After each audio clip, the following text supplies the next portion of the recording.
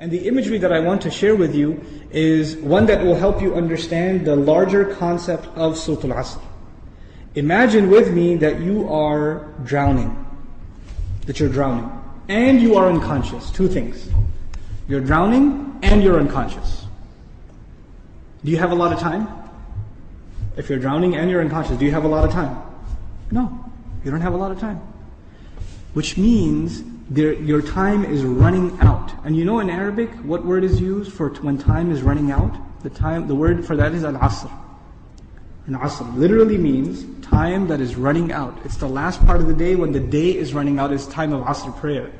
Okay? Asr literally comes from asir, juice that is squeezed out, time that's being squeezed out of your hands. Asr al-thawba even it's used. That you take a cloth that is drenched in water, and when you squish it like this, all the water comes out. Asr as a verb is used like that. Right? To squeeze it out. So Allah talks about this time. You're drowning, you're unconscious, your time's running out. What's the first thing you need to do to be able to survive if you're in that position? If you hope to survive, what's the first thing you're going to need? What do you think? Wake up.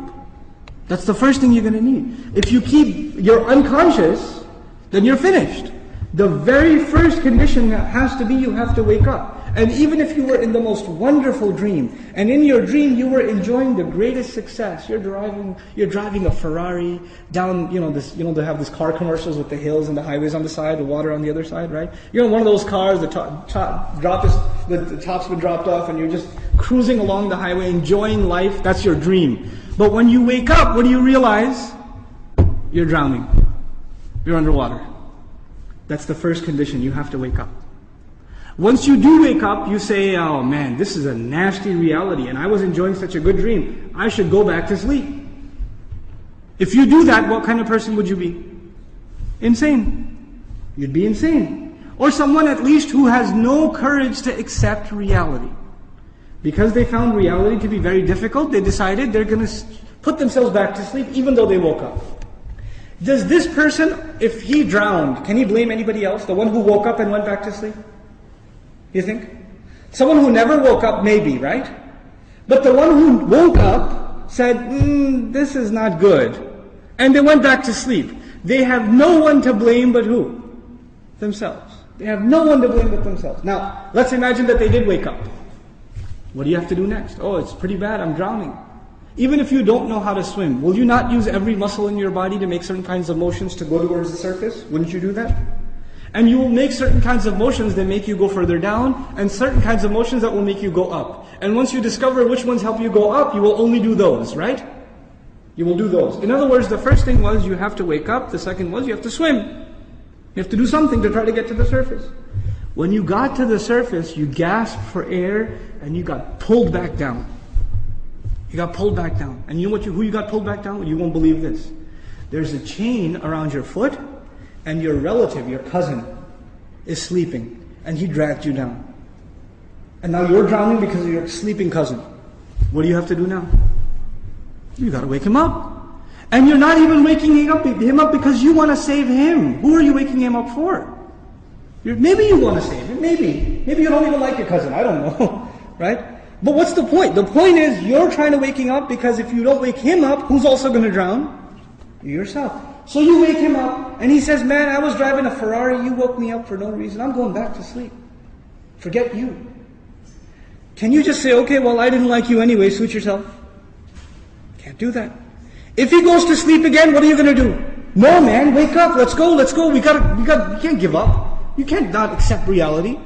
And you have to keep trying to wake him up until he finally says, okay, fine, what do we do? He says, you say to him, let's swim together. Both of you come up together. The third time, you both get pulled down by your grandmother, by your aunt, by your neighbor, by your son, by your daughter. Does the process continue? The process continue? There's a 4-part process to this people surviving. The first was they had to wake up themselves. Then they had to try to swim. Then they had to tell other people that they're tied to, this is the truth. Let's go. And even if they got tired and one of them said, man, I can't do this anymore. We've been doing this now over and over again. I don't know if I can do it anymore. And the other one says, no, We are all going to survive together. You have to do this. Come on, let's go, let's go, let's go. Keep going, keep going. You ever see those kinds of movies where they're trying to escape from some army and one of them gets tired and says, I can't run anymore. What do the others do? Come on, let's go, we can do this, we can do it. And they get him to run anyway, even though he thinks he can't run anymore. They work with each other because their survival depends on each other. They work together desperately. What does Allah say at the end of this surah? First He says, إِنَّ الْإِنسَانَ لَفِي Wal asr, first of all, time's running out. Then He says, إِنَّ الْإِنسَانَ لَفِي خُسْرٍ. I'll translate it, human beings are drowned in loss. You see the parallel? Human beings are drowned in loss. What's the exception? إِلَّا الَّذِينَ Those who believed. Believed what?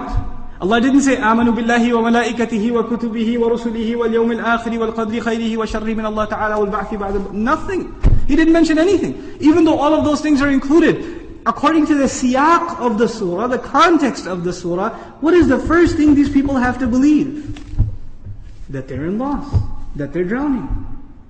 And if they do come to believe that, and they correct their iman, what's necessarily going to happen? They're going to swim and move upwards. How does Allah describe this action? وَعَمِلُوا الصَّالِحَاتِ. They do good things. They do things that help reconcile the situation. By the way, salih is an adjective here, salihat, jama' mu'annath salim, which is literally means that which corrects something. Something was wrong and it corrects it. So they do actions that correct the situation. Literally like the guy trying to swim. But because they were tied to other people, what else did they have to do? وَتَوَاصَوْا بِالْحَقِّ. They had to tell the other the truth. And it's not even أخبروا عن it. They told them about the truth. No. You have to wake him up and let's go, we have to go. No matter, and over again. Tawasi even has takrar in it. It has repetition. Over and over again they said, this is the truth, this is the truth, this is the truth. You know why? Because the people you're trying to save, even if you wake them up temporarily for 20 minutes, 30 minutes during a khutbah, guess what happens when the khutbah is done? They go back to sleep. They start drowning again. So what do you have to do? You have to go and wake them up again. Then they get sleepy again. Then you got to wake them up again. This is tawasi bil haqq. And you might get tired of doing it. You might become impatient. So Allah also adds, وَتَوَاصَوْا بِالصَّبْرِ. You got to keep doing it. Sabr means consistency, constancy, perseverance, patience. You got to remain on point. You got to keep doing this. Because your survival depends on it. In the end, if you do all of these things but you have no patience, and you give up, you drown too. So even if you had iman, and you had good deeds, and you told people about the truth, but you didn't have sabr, you still drowned. So how many conditions do you have to fulfill to survive? All four. All four conditions are required. They're critical and they're necessary. Which is why there's a wa in between them. You see the logical progression from iman to amil salihat, to tawasaw bil haqq, to tawasaw bil sabr, beautifully articulated in this surah.